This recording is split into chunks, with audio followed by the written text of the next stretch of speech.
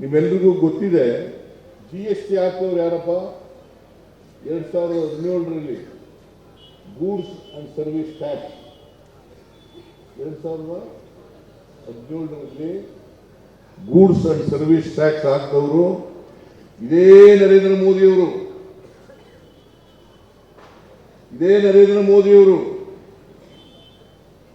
8 ವರ್ಷಗಳು ತೆರಿಗೆ ಎಲ್ಲ ವಸೂಲು ಮಾಡಿಬಿಟ್ರು. 8 ವರ್ಷಗಳು. ಈಗ ಇದ್ದಕ್ಕಿದ್ದಾಗಲೇ 4 ರೇಟ್ ಇದ್ದದನ್ನ 2 ರೇಟ್ ಮಾಡಿಬಿಟ್ರು, ರ್ಯಾಷನಲೈಸ್ ಮಾಡಿಬಿಟ್ರು.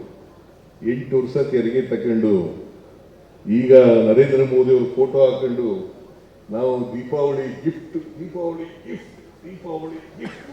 ಅಂತಾರಲ್ಲ, ಇದು ನ್ಯಾಯನಾ? ಹೇಳ್ರಿ ನೀವೇ. ಮತ್ತೆ ಪಾಠ ಕಲಿಸ್ಬೇಕು ಬೇಡ ಅವ್ರಿಗೆ ಬುದ್ಧಿನ? ನಾನು ನಿನ್ನೆ ಪುತ್ತೂರಿಗೆ ಹೋಗಿದ್ದೆ. ಪುತ್ತೂರಿನಲ್ಲಿ ಪ್ರಶ್ನೆ ಕೇಳಿದ್ರು ನನಗೆ, GST goods and service tax ಎಲ್ಲ ನಾವು ಕೊಡ್ತಕ್ಕಂಥದ್ದು.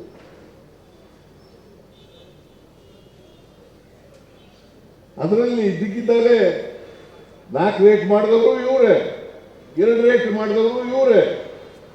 8 ವರ್ಷ ತೆರಿಗೆ ವಸೂಲು ಮಾಡಿಬಿಟ್ಟಿದ್ದಾರೆ ನಿಮ್ಮಿಂದ.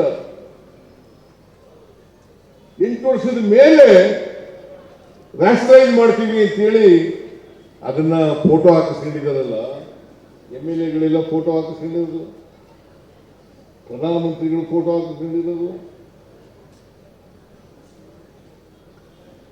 ಇದು ಸರಿನಾ? ಇದರಿಂದ ಏನಾಯ್ತು ಗೊತ್ತಾ? ಪರಿಣಾಮ ಏನಾಯ್ತು ಗೊತ್ತಾ? ನಾವು GST ಕಲೆಕ್ಟ್ ಮಾಡಿಕೊಡ್ತಿದ್ವಲ್ಲ, ಅದರಲ್ಲಿ ಕರ್ನಾಟಕಕ್ಕೆ ನಾವು ವಾಪಸ್ ಬರ್ತಾ ಇತ್ತು. ಕರ್ನಾಟಕಕ್ಕೆ ಸುಮಾರು 15,000 ಕೋಟಿ ಕಡಿಮೆ ಆಯಿತು.